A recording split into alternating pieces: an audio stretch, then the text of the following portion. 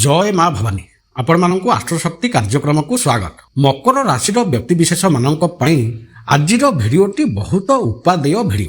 आज भिडटी को जदि मकर राशि व्यक्तिशेष माने देखिले एवं किछि प्रतिकार उपाय कले ताहेले सेमानंकर मनोबल बढ़िबो एवं सेमाने बहुत शुभ फल पाइबे। जीवन में सफलता को प्राप्त करिबा पाई जो दुख कष्ट जंत्रणा दीर्घ 7 वर्ष हेला भोग करुछंती सेथिरु सेमानंकु रक्षा मिलिबो एवं जीवन में सेमानंकु सफलता मिलिबो। वीडियोटी भल लागिले लाइक कमेंट शेयर करंतु, चैनल को सब्सक्राइब करंतु जहा फल मोर प्रत्येकटी वीडियो आपण मानक पाखरे पहुंची जिवो। मकर राशि व्यक्ति विशेष मानक पाई 2017 मसीहा मध्य ठारू शनि 7.5 आरंभ हैला। यही शनि 7.5 जहा 7.5 वर्ष जाए रही थाए प्रत्येक व्यक्ति विशेष मानक बहुत दुख कष्ट जंत्रणा भोग कराई थाए, असफलता प्रदान करि थाए जीवन में। कारण शनि महाग्रह जीए हेउछंती धर्मर देवता यही 7.5 समय रे प्रत्येक व्यक्ति विशेष मानक तांकर पाप एवं पुण्य कर्मर फल को प्रदान करिथांती। एमिति व्यक्ति विशेष ए संसार रे नाहांती जीए तांकर पूर्व जन्म रे भूल काम करिनाहांती, पाप कर्म करिनाहांती, अनैतिक कर्म करिनाहांती। सेथिपाई शनि 7.5 समय रे से सबु कर्मर फल को भोग करने को पड़ी थाए, जहा फल रे जीवन दुर्विसह हो जाई थाए। 2017 मसीहारू शनि महाग्रह प्रथम चरण रे अशुभ फल आगो को देबा पाई रास्ता खोलिबा को लागिले। 2020 मसीहा जाए मकर राशि व्यक्ति विशेष माने जेन तेन उपाय रे चली जाउथिले, असुविधा देखा जाउथिले मध्य सेमाने निजको सेथिरु रक्षा करी सेमाने आगो को बढ़ी जाउथिले, चली जाउथिले। किंतु 2020 मसीहा जेबे ठारू शनि महाग्रहंकर द्वितीय चरण आरंभ हैला सेबे ठारू सेमानंको पाई दुख कष्ट जंत्रणा बढ़िबा को लागिला। प्रत्येकटी क्षेत्र रे सेमानंको असफलता भोग करिबा को पड़िला। जीवन सेमानंको पाई संघर्षमय होई गला, जहा फल रे बहुत दुख कष्ट जंत्रणा सेमाने आजि जाए मध्य भोग करुछंती। शनि महाग्रहंकर एही 7.5 आउ बाकी रहिला 10 मास। शनि महाग्रह शेष समयर 7.5 रे पूर्वरु देउथिबा समस्त कष्ट को भरणा करी शुभ फल प्रदान करिथांती, जिए कि मकर राशि पाई वर्तमान धन भाव रे अवस्थान करी रहिछंती। तेणु धन प्रदान करिवे। धनर मालिक ग्रह धनर कारक ग्रह शुक्र महाग्रह जहांकर अधिपति हेउछंती माँ लक्ष्मी, सीए मे 19 तारिख ठारू वृष राशि तांको निज राशि रे अवस्थान करिवे गोटे मास जाए। यही वृष राशि रे शुक्र महाग्रह जीए धनर कारक तांकर अवस्थान मकर राशि व्यक्ति विशेष मानंकु धन चिंतारू रक्षा करिवो, प्रचुर मात्रा रे धन प्रदान करिवो। कारण शुक्र महाग्रह हेउछंती मकर राशि पाई पंचम भावर अधिपति, बुद्धि ज्ञान धन कार्य करिवार शैली ईश्वरंकर आशीर्वादर अधिपति एवं 10म भाव कर्म भावर अधिपति।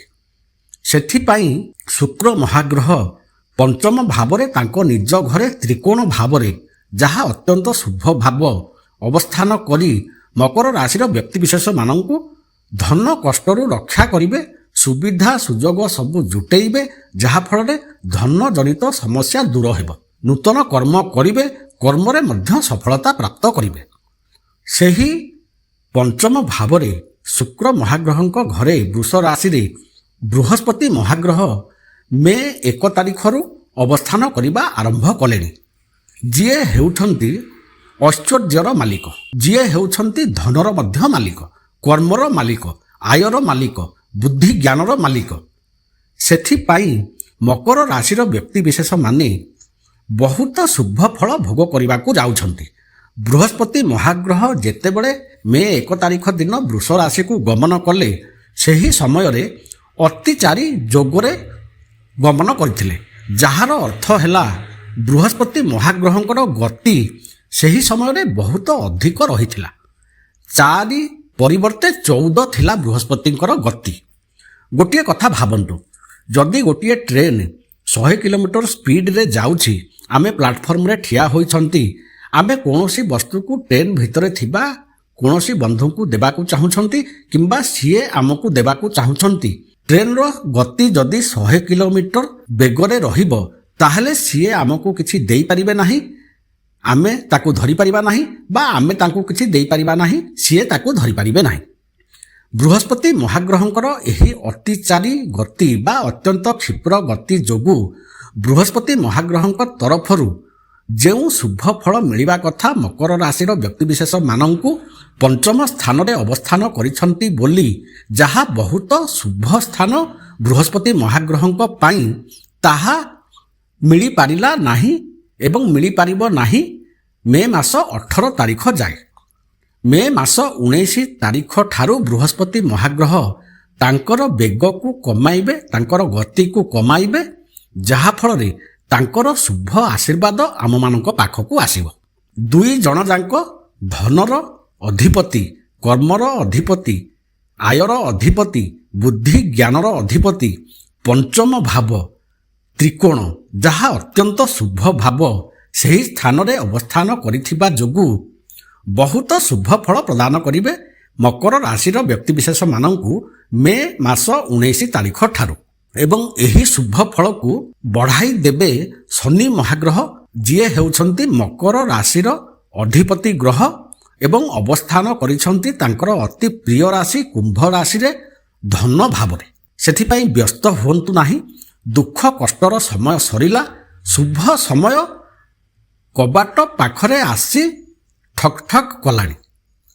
ଏହି 19 ତାରିଖ ଦିନ ମକର ରାଶିର ବ୍ୟକ୍ତିବିଶେଷମାନେ ମା ଲକ୍ଷ୍ମୀ, ଯିଏ ହେଉଛନ୍ତି ଶୁକ୍ର ମହାଗ୍ରହଙ୍କର ଅଧିପତି ଦେବୀ, ତାଙ୍କର ପୂଜା ଆରାଧନା କରନ୍ତୁ, ତାଙ୍କର ମନ୍ତ୍ର ଜପ କରନ୍ତୁ ଏବଂ ବୃହସ୍ପତି ମହାଗ୍ରହ, ଯାହାଙ୍କର ଅଧିପତି ହେଉଛନ୍ତି ପ୍ରଭୁ ନାରାୟଣ, ତାଙ୍କର ମଧ୍ୟ ପୂଜା ଆରାଧନା କରନ୍ତୁ, ମନ୍ତ୍ର ଜପ କରନ୍ତୁ। ଏହା ସହିତ ଶୁକ୍ର, ବୃହସ୍ପତି ଏବଂ ଶନି ମହାଗ୍ରହଙ୍କର ପୂଜା ଆରାଧନା କରିବା ସହିତ ମନ୍ତ୍ରକୁ ଜପ କରନ୍ତୁ। ସରଳ ଭାବରେ ଯଦି କରିବାକୁ ଚାହୁଁଛନ୍ତି, ତାହେଲେ ଲକ୍ଷ୍ମୀ ନାରାୟଣଙ୍କ ମନ୍ଦିରକୁ ଯାଇ ଦର୍ଶନ କରନ୍ତୁ ଏବଂ ମନ୍ଦିର ବେଢ଼ାରେ ବସି ଲକ୍ଷ୍ମୀ ନାରାୟଣଙ୍କର ସ୍ତୁତି ଏବଂ ମନ୍ତ୍ରକୁ ଜପ କରିବା ସହିତ ବୃହସ୍ପତି, ଶୁକ୍ର ଏବଂ ଶନି ମହାଗ୍ରହଙ୍କର ଯେକୌଣସି ମନ୍ତ୍ରକୁ ନିଜର ସାଧ୍ୟ ମତେ ଜପ କରନ୍ତୁ। ଦେଖିବେ ଏହି ଶୁଭ ଦିନ ଆପଣମାନଙ୍କ ପାଇଁ ବହୁତ ଶୁଭ ଫଳ ନେଇ ଆସିବ। ବହୁତ ଶୀଘ୍ର ମଧ୍ୟ ଏହି ଶୁଭ ଫଳକୁ ଆପଣମାନଙ୍କୁ ପ୍ରଦାନ କରିବ। ଭିଡ଼ିଓଟି ଭଲ ଲାଗିଲେ ଲାଇକ୍, କମେଣ୍ଟ, ସେୟାର କରନ୍ତୁ। ଚ୍ୟାନେଲକୁ ସବସ୍କ୍ରାଇବ୍ କରନ୍ତୁ, ଯାହାଫଳରେ ମୋର ପ୍ରତ୍ୟେକଟି ଭିଡ଼ିଓ ଆପଣମାନଙ୍କ ପାଖରେ ପହଞ୍ଚିଯିବ। ନମସ୍କାର।